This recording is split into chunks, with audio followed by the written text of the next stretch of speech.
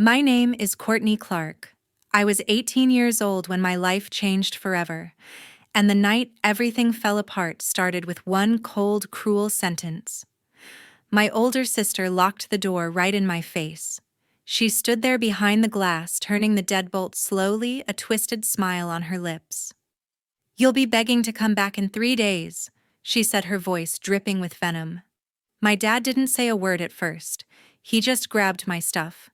My suitcase, my shoeboxes, my laptop, and started hurling it out onto the wet front lawn. One by one. Hard. Like he couldn't get rid of it fast enough.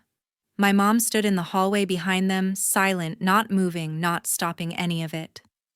I remember the rain starting to fall light at first, soaking into my clothes as I scrambled to shove whatever I could into an old backpack. The porch light flicked off. The door slammed shut. And that was it. I turned and walked down the dark street in Bellevue, the sound of that lock clicking still echoing in my head. I didn't look back. I swore I never would. 9 years later, my phone lit up on the studio table like it was on fire. 88 missed calls, 26 text messages, all from the same house line I'd blocked years ago. Before I tell you what really happened that night and why, after all this time, they're the ones begging me to drop a comment below. What time is it where you're watching this right now, and where are you from? I want to know how far this story travels. That night, as I walked down the wet streets of Bellevue with just a backpack, the whole fight replayed in my head over and over. It all started earlier that day. I'd just gotten the letter. Thick envelope, fancy seal. Full ride scholarship to one of the top musical theater programs in Seattle. I was shaking when I opened it. For the first time in my life, something big was finally mine. I ran home, bursting through the door, waving that letter like it was gold. My older sister Marissa was already in the living room going over paperwork for the family real estate business. She's 10 years older, always been the golden child. Dad built that company from nothing, and ever since I can remember, everything revolved around preparing Marissa to take over one day. Family dinners were about her deals, her ideas, her future. I was just there. I handed her the letter first, stupidly thinking she'd be proud. She scanned it, smirked, and let out this sharp little laugh. "Musical theater," she said, dragging the words out like they tasted bad. "Singing and dancing on stage. That's not a career, Courtney. That's a hobby for kids who don't know what the real world costs." I felt my face get hot, but I tried to stay calm. "It's a full scholarship, Marissa. I got in. This is real." She tossed the letter onto the coffee table like it was junk mail. "Real. You think prancing around in costumes is going to pay bills? Dad didn't work his ass off building this company so his youngest could run off to play pretend. Right on cue, my dad." Stephen walked in from the garage. He'd heard the tail end. I turned to him, holding the letter out again. "Dad, look. I got accepted. Full ride." He didn't even take it. Just glanced at the header and shook his head. "We talked about this, Courtney. You're going to the local university. Business program. You'll work with Marissa, learn the company from the ground up. That's the plan." I couldn't believe it. "That's your plan, not mine. I've been singing since I was 6. This is what I've worked for." He stepped closer, voice getting louder. "What you've worked for. We paid for every voice lesson, every summer theater camp. And now you want to throw it all away for some pipe dream. This family has a legacy. Marissa's ready to carry it. You don't get to walk away from that." Marissa folded her arms, watching with this smug look like she was enjoying the show. My mom, Deborah, sat on the couch the whole time, staring at her phone, saying nothing. She always did that, stayed quiet whenever Dad and Marissa teamed up. Growing up, it was clear who mattered more. Marissa got the new car at 16. I got her hand-me-down. Marissa got praised for good grades. I got "that's nice" if I even mentioned mine. They never missed one of Marissa's award ceremonies, but skipped every school play I was in because work was busy. I stood there clutching that letter tighter. I'm not throwing anything away. This scholarship doesn't cost you a cent. I can do this on my own. Dad's face went dark. On your own. You think you're ready for that? Fine. You want to choose some fantasy over family, then do it without us. I thought he was bluffing. He'd threatened stuff before. But then he pointed at the door. Pack a bag. You're out. No money. No car. No coming back until you drop this nonsense and enroll where we told you. My heart was pounding so hard I could barely hear. You're serious? Marissa stood up, already moving toward the front door. Dead serious, she said, voice ice cold. I ran upstairs, threw clothes into a bag, grabbed my laptop and charger. When I came back down, Dad was waiting at the bottom of the stairs. He snatched the suitcase I'd had since middle school, the one they'd bought for Marissa first, and started walking to the door. Marissa got there first. She opened it, stepped aside, and waited for me to pass. The second I crossed the threshold, she closed the door behind me, turned the deadbolt with a slow, deliberate click, and looked straight at me through the glass panel. Her mouth curved into that same twisted smile from earlier. Dad didn't hesitate. He opened the door again just long enough to start throwing my stuff out. Suitcase, books, everything I owned that wasn't in my backpack, right onto the grass. No words. Just force. Mom still hadn't moved from the couch. I stood on the porch for a second, waiting for someone to stop it, to call it off, to say they didn't mean it. Nothing. The door stayed shut. The lock stayed turned. That was the moment I realized they'd always chosen Marissa. And now they were done pretending I mattered at all. A few days later, I was crashing on a friend's couch, trying to figure out how to survive. I'd managed to talk my way into a temporary dorm spot at school. Nothing official, just a roommate who felt bad and let me sleep on the floor for a week. My savings were pathetic. After paying the deposit for classes, I had maybe $300 left. Rent wasn't an option. Food was barely an option. So I did what any broke 18-year-old would do. I walked into every cafe and restaurant within a mile of campus until one finally hired me. Late-night diner shifts, the kind that end at 3 a.m. and leave your feet throbbing. Smelled like grease and burnt coffee. Tips were okay if you smiled enough, but most nights I was too exhausted to fake it. The first few weeks were a blur of exhaustion.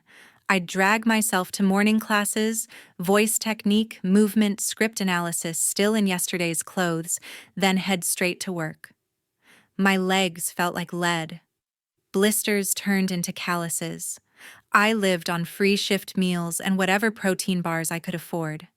Sleep came in short bursts, never enough. But the second I stepped into the theater building, something shifted. No one there cared where I came from or what I didn't have. They only cared if I could hit the note, nail the 8 count, bring the scene to life. For the first time, I wasn't the extra kid in the family. I was just Courtney, and that was enough. That's where I met Tyler Grant. He was in my vocal performance class, messy dark curls, always carrying this beat-up acoustic guitar slung over one shoulder like it was part of him. He had this quiet intensity eyes that actually listened when you talked. One day after rehearsal, we ended up grabbing terrible vending machine coffee together in the lobby. I don't know why I opened up. Maybe because he asked how I was holding up, and it didn't sound like small talk. Maybe because I was running on fumes and my guard was down. But I told him. Not everything, just the short version. Kicked out. Cut off. Starting from zero. He didn't do the pity face, didn't say that sucks and change the subject. He just nodded slow, like he was taking it in. Then he said, "You should write about it. Real pain makes real music. Trust me, the stuff that hurts the most is usually the stuff people connect to hardest." I laughed it off at first. I'd written little melodies before, sure, but nothing serious. Nothing raw. But that night, back on the dorm floor with borrowed headphones, I opened the voice memo app on my phone and started humming. Just fragments. A melody that felt like a door slamming.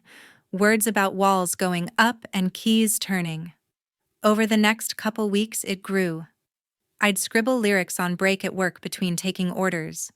I'd sneak into empty practice rooms at school and record rough takes on my cracked screen phone. The song wasn't long, 3 minutes tops, but it was honest. I called it something simple, nothing fancy. One night, after a brutal double shift, I sat on the fire escape outside the dorm, filmed a quick vertical video, just me and the guitar Tyler had let me borrow. City lights blurry in the background, and uploaded it to TikTok and SoundCloud before I could overthink it. I didn't expect much, maybe a few likes from classmates. But by morning, it had a couple hundred plays, then 1,000. Comments started rolling in. Not the usual Slay Queen stuff. Real ones. This hit me in the chest. I felt this in my bones. My parents did the same thing. Thank you for saying it out loud. Strangers, people I'd never met telling me they got it. That they'd been there. That the song made them feel seen. I sat there reading them, phone in my shaking hands, and for the first time since that door locked behind me, I didn't feel completely alone. A few months later, that first song started getting some attention around school. People in my classes kept coming up to me in the halls. Hey, are you the one who posted that locked door song on TikTok? At first, it was just a few shares in the theater department. Then it spread to other students in Seattle. Plays jumped from hundreds to a couple thousand overnight. Comments poured in, more of the same raw stuff. People tagging friends who'd gone through similar family blow-ups. Someone even duetted it with their own story. The questions started getting bolder. Is this about your actual family? Did that really happen to you? I never answered directly online, just hearted the comments that hit close and kept posting rehearsal clips. But word was traveling fast in local circles. That's how Marissa found out. A mutual acquaintance from Bellevue, someone who still followed both of us, sent her the link. She called me once, left a voicemail I deleted without listening. Then, nothing for a week. I should have known that silence wasn't surrender. The open mic night was packed. Small black box theater on campus, maybe 100 seats, standing room only. I'd signed up to perform the song live for the first time. Tyler was in the front row, guitar ready in case I needed backup. The crowd was warm, mostly students, a few locals. I stepped up under the single spotlight, heart racing in a good way. Halfway through the second verse, I saw her. Marissa pushed through the side door, heels clicking loud on the wood floor. She was dressed like she'd come straight from a client meeting, blazer, perfect hair, face tight with fury. People turned to look. She didn't stop at a seat. She walked straight to the edge of the stage. I kept singing, trying to ignore her. But she waited until the bridge, then climbed the 3 steps onto the platform like she owned the place. Before security even noticed, she reached out and yanked the microphone from my hand. The room went dead quiet except for the feedback squeal. "You're up here lying about our family to a room full of strangers for attention," she said into the mic, voice sharp enough to cut glass. "Making us look like monsters because you didn't get your way. This is pathetic, Courtney." My stomach dropped. I stood there, frozen for a second, spotlights burning hot on my face. The crowd murmured shock, awkward laughs, phones coming out. I reached for the mic. "Give it back. This isn't your stage." She held it higher, out of reach. "Oh, now you want to talk about what's mine. You think you can trash our name online and play victim? Dad built everything from nothing, and you're out here acting like we ruined your life because we wouldn't bankroll some delusional Broadway fantasy." Someone in the audience yelled, "Let her sing." A few others booed. Phones were up everywhere now, red recording lights blinking like stars. I stepped closer, voice low but steady. "You locked me out. You made your choice. Now I'm telling my story. Deal with it." Her eyes flashed. "Your story. You're twisting everything for likes. You have no idea what real responsibility looks like." That's when campus security finally moved. 2 guys in polo shirts came up the steps fast. "Ma'am, you need to step down. Now." Marissa tried to argue. This is a family matter, but they weren't having it. One took the mic from her hand while the other guided her firmly off stage and toward the exit. She shot me one last venomous look before the door swung shut behind her. The room erupted. Some applause, some gasps, a few whistles. I stood there under the lights, adrenaline shaking through me. Tyler jumped up, handed me his spare mic from the floor. "Finish it," he mouthed. I did. Voice cracked once, but I finished the song. The applause afterward felt different, louder, angrier, protective. By morning, the videos were everywhere. Multiple angles, clear audio. Open Mic Meltdown trended locally on TikTok within hours. 10,000 views. 20. 50. People in the comments weren't confused anymore. That's her real sister. No way. Bellevue real estate family. I think I know who this is. Girl got publicly dragged for telling her truth. Team Courtney.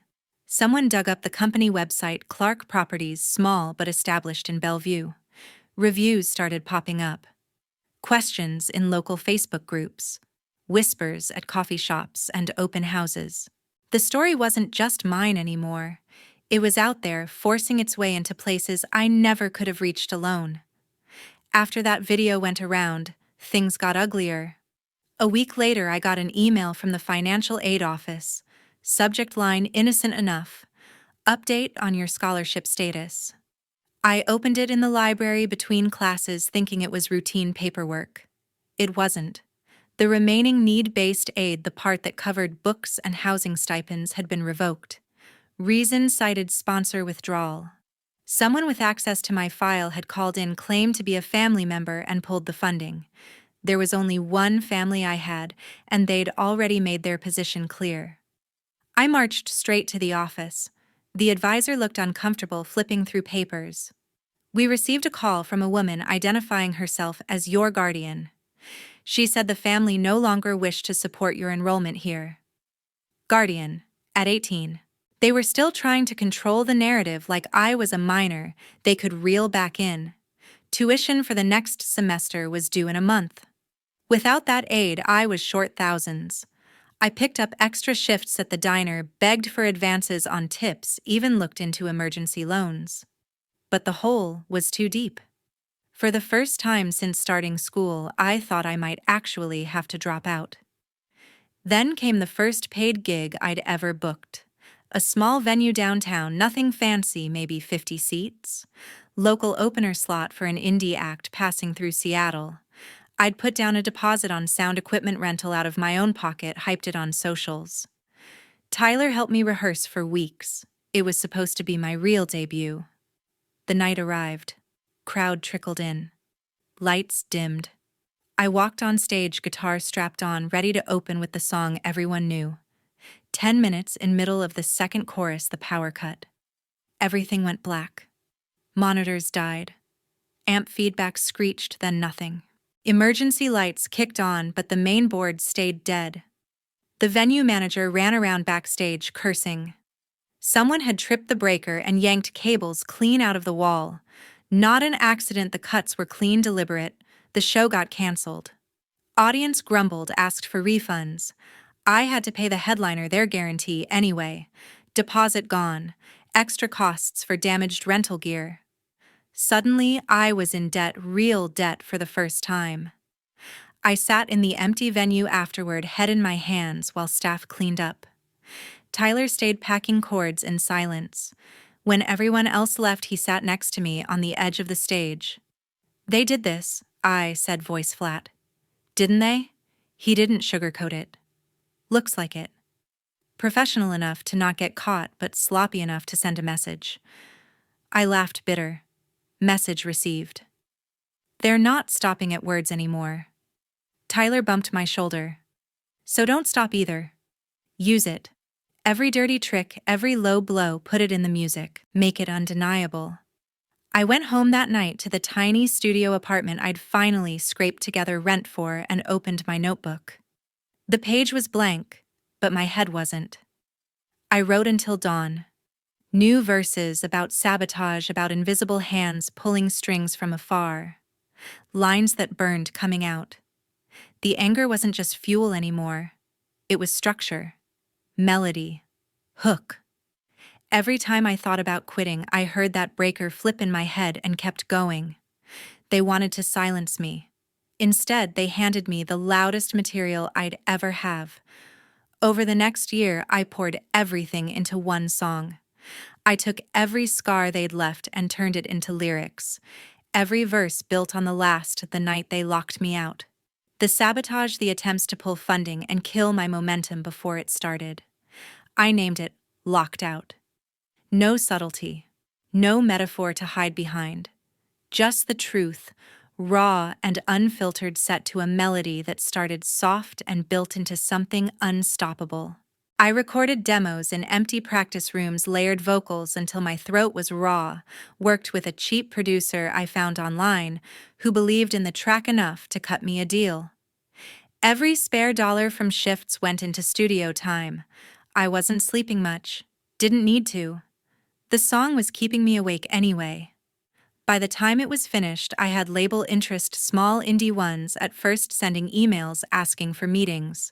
The track was scheduled for official release in a month. Pre-save links were live. Momentum was building. That's when Marissa reached out. Not a call, a text. Short. Neutral. Can we talk coffee? Old place in Bellevue.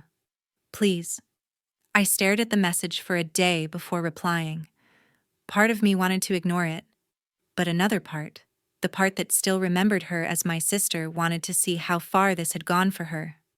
We met at the same corner cafe we used to go to as kids. Neutral ground. She was already there when I walked in, sitting at a window table, coffee untouched. She looked different. Hair pulled back tight, darker circles under her eyes, blazer a little looser than it used to be. She stood when I approached. Courtney. I didn't hug her, didn't smile, just sat down across from her. She got straight to it. I heard the new song, the full version. Someone sent it to me. I stayed quiet. It's everything. All of it. Out there. Her voice was low, careful. If this comes out officially, it's over for us. Clients are already pulling back because of the rumors. Dad's stressed sick. The company can't take another hit like this.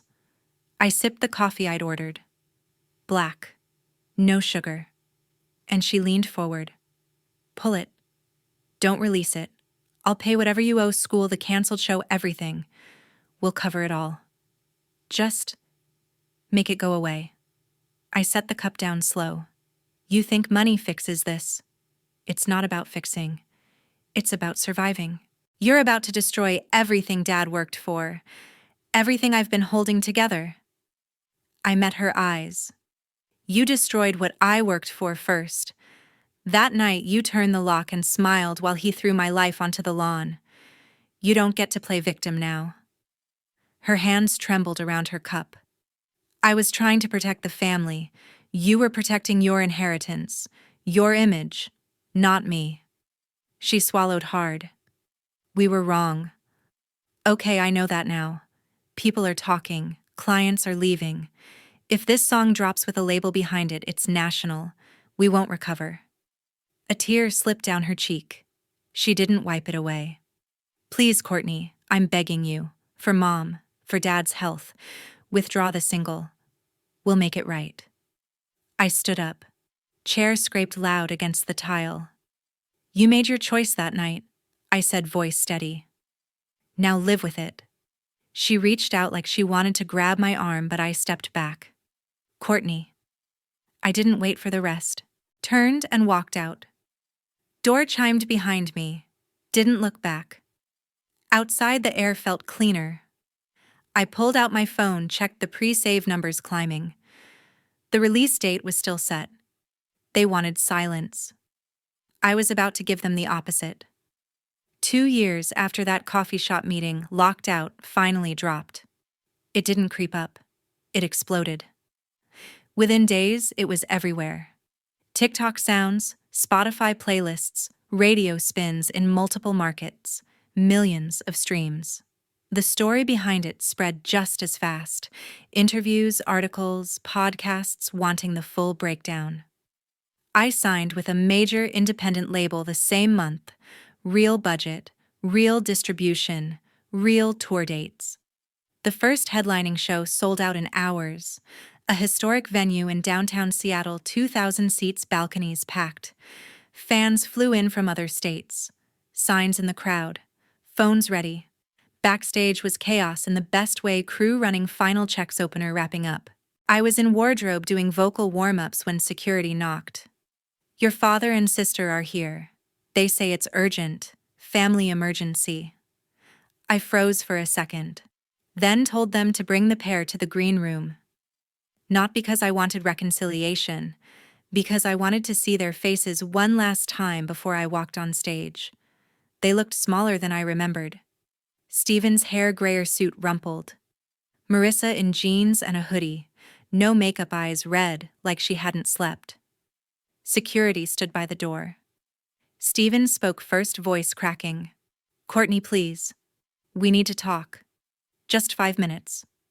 I crossed my arms. You've got to. Marissa stepped forward.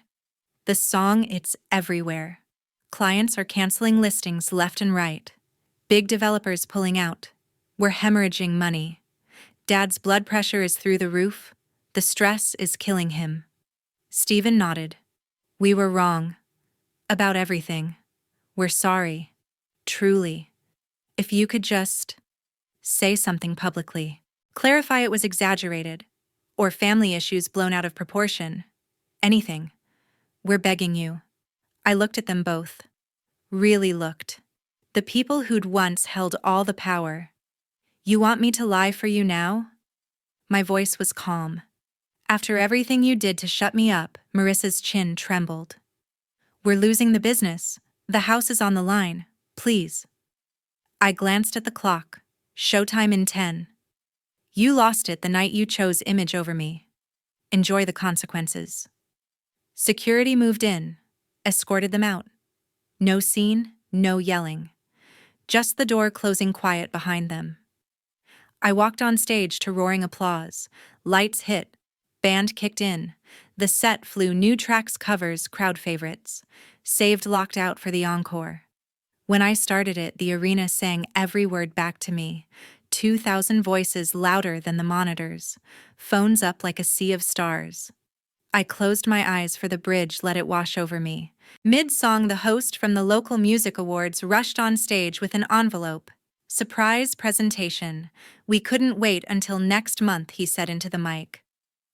Breakthrough Artist of the Year, Courtney Clark. The place erupted again. Trophy in my hands, confetti falling.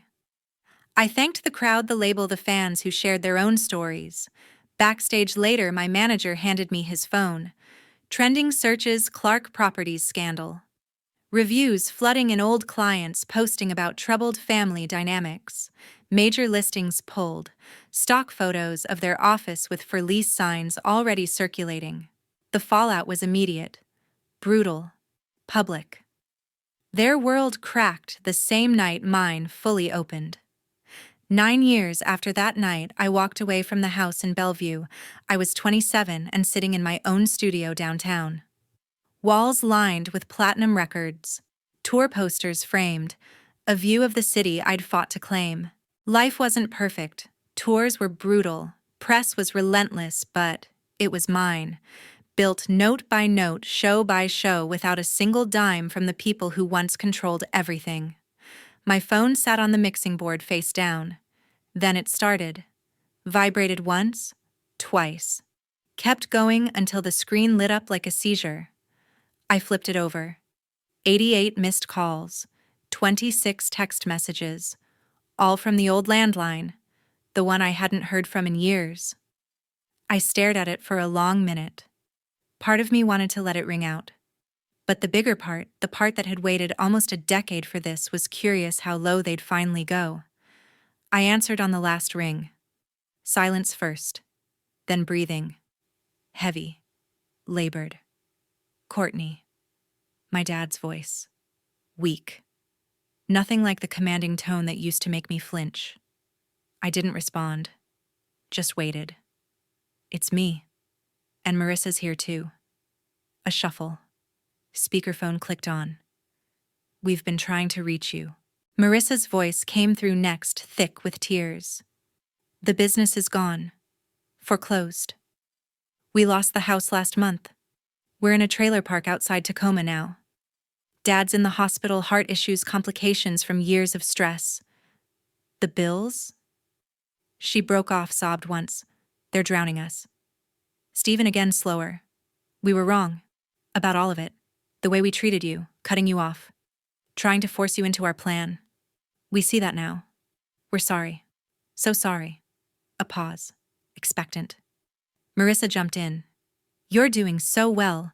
We've seen the shows, the awards. We're proud, really. If you could just help us get through this. Alone, anything for the medical costs. We'll pay it back. We swear. I leaned back in the studio chair, watching rain streak the window. You're proud now. My voice was quiet. Even. Funny timing. Stephen coughed. We know we don't deserve it, but we have nothing left. Marissa again, desperate. Please, Courtney. You're our daughter. Our sister. We're family. I closed my eyes for a second. Saw the lock turning. The stuff hitting the lawn. The silence from the couch. You taught me choices have consequences, I said. Remember, that night you decided my dreams weren't worth supporting. You chose your image, your company, your control. This is what that choice looks like. Marissa sobbed harder. We didn't think. Exactly. You didn't think. And I'm not your way out. Stephen tried one more time, voice breaking. We're begging you. I pulled the phone away, thumb hovering over the red button. I heard you the first 88 times. I ended the call. Block the number. For good this time. The studio went quiet again.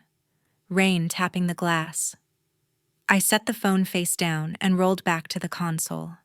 Opened a new session. Hit record. Because here's the truth they never understood: when you try to kill someone's dream, sometimes it comes back louder, stronger, unstoppable.